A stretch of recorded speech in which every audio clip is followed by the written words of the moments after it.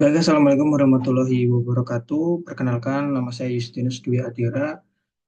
Saya dari kelas Manpro IF 46 Gabungan 01.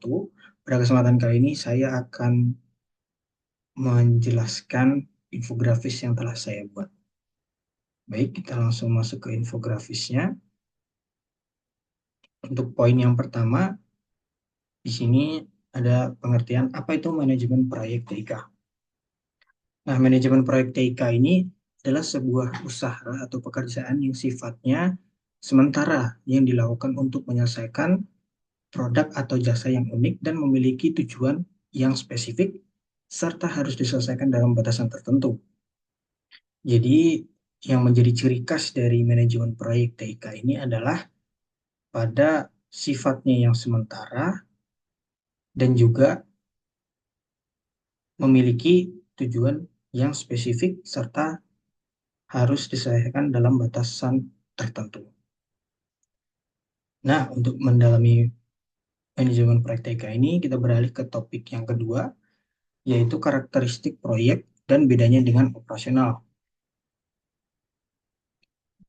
Yang pertama, karakteristik proyek terlebih dahulu, yaitu yang pertama ada bersifat sementara, kemudian produk atau jasa yang dihasilkan ini bersifat unik, kemudian frekuensinya tidak rutin, frekuensi pengerjaannya tidak rutin dan bersifat dinamis, kemudian ada berbagai batasan dan jadwal yang tajam, dan yang terakhir akan berhenti ketika proyek tersebut selesai. Nah, kemudian perbedaannya dengan operasional adalah sebagai berikut. Jadi kita bandingkan di sini. Yang pertama, sifatnya jika operasional ini terus-menerus. Nah, berbeda sekali ketika kita berbicara tentang karakteristik proyek yang dimana sifatnya sementara. Kemudian perbedaan yang kedua adalah produk atau jasa yang dihasilkan itu jika operasional itu berulang atau konstan ya, seperti itu saja. Kalau pada proyek ini sifatnya akan unik produk atau jasa yang dihasilkan. Nah, kemudian untuk frekuensi pengerjaannya, untuk proyek sendiri bersifatnya dia tidak rutin dan dinamis sehingga bisa jadi tidak setiap hari dilaksanakan dan juga akan fluktuatif ya. Jadi bisa sangat sibuk ataupun tidak sibuk gitu, dinamis. Nah, berbeda sekali ketika kita berbicara tentang operasional. Di sini untuk operasional frekuensinya itu rutin dan berulang. Jadi akan terus dilakukan karena ini menunjang bisnis sebagai tulang punggung bisnis supaya tetap jalan. Kemudian perbedaan yang lain ini ada pada batasan dan jadwal. Jika kita melihat pada proyek, batasan dan jadwalnya cenderung tajam. Nah, kalau operasional ini tidak setajam proyek.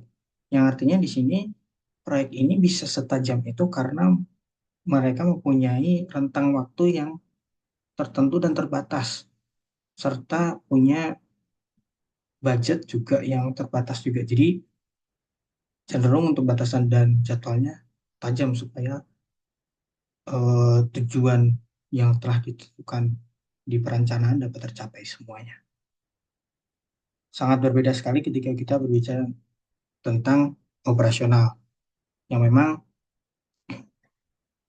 tidak setajam proyek. Yang terakhir, perbedaan yang terakhir ini adalah kondisi berhentinya. Jadi ketika proyek ini selesai, maka kegiatan tersebut akan berhenti. Nah, sangat berbeda ketika kita berbicara operasional. Operasional ini tidak akan berhenti karena diperlukan sekali agar bisnis terus berjalan. Baik, mungkin kita akan melanjutkan untuk memperdalam pengertiannya terhadap proyek. Topik selanjutnya adalah poin selanjutnya adalah jenis organisasi proyek. Nah, Di sini terbagi tiga. Yang pertama ada organisasi fungsional. Organisasi fungsional ini cirinya adalah proyek dikelola dalam departemen fungsional. Nah, jadi proyek dipegang oleh departemen fungsional seperti bagian pemasaran, SDM, logistik, dan lain-lain. Kemudian manajer proyeknya, jika dalam organisasi fungsional, itu memiliki sedikit ataupun tidak ada wewenang sama sekali karena dipegang oleh departemen fungsional yang ada di perusahaan. Kemudian untuk organisasi projectized di sini lebih terfokus ke proyeknya. Jadi staff yang disusun itu berdasarkan proyek. Jadi menyesuaikan kebutuhan proyek. Nah, dengan begitu, maka manajer proyek di sini memiliki wewenang yang besar.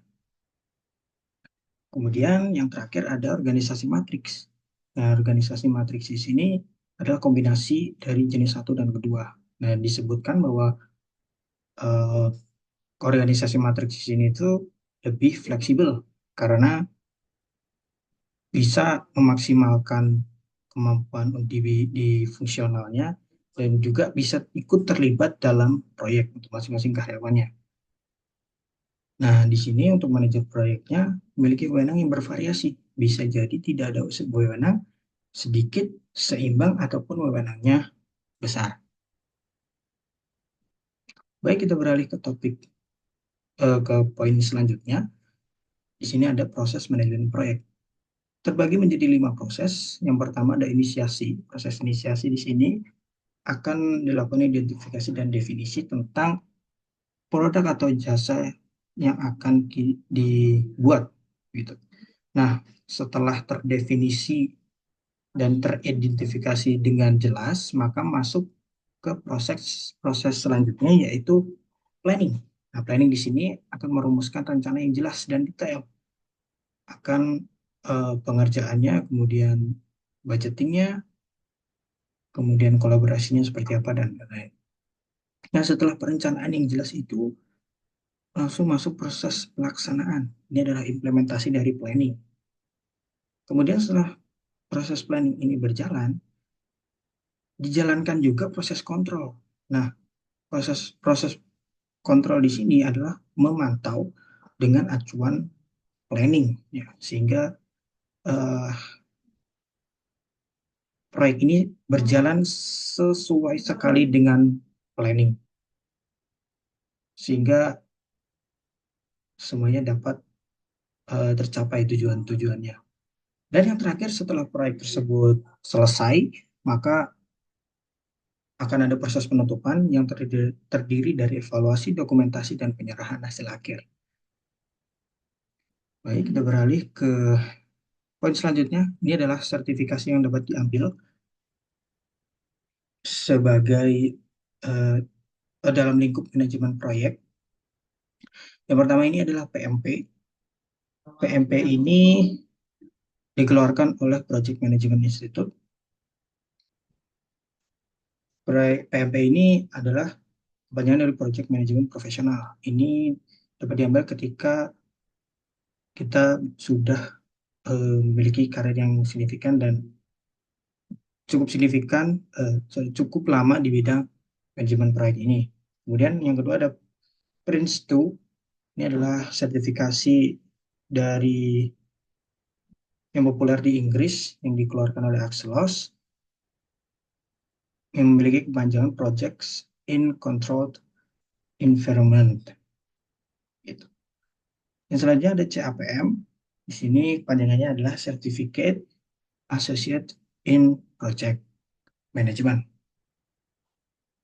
Ini dapat dikeluarkan juga oleh organisasi bernama Project Management Institute atau organisasi lainnya. Kemudian yang keempat ada CSP. CSP di sini adalah Certified Scrum Product Owner.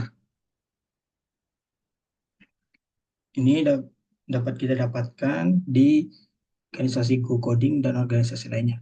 Dan yang terakhir ada Project Plus. Di sini diterbitkan oleh Komtia.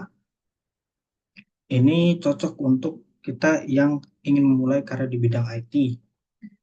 Hal ini mencakup topik-topik seperti perencanaan, kemudian pelaksanaan dan pengendalian. Baik, kita beralih ke poin yang terakhir. Ini adalah tools-tools yang bisa digunakan dalam manajemen proyek.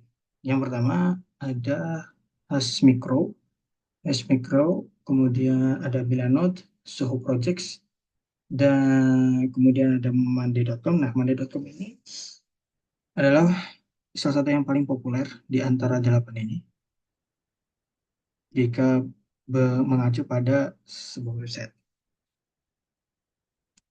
Kemudian ada Microsoft Project. Di sini Microsoft Project juga salah satu yang populer di bidang industri, sering digunakan terutama di perusahaan-perusahaan besar.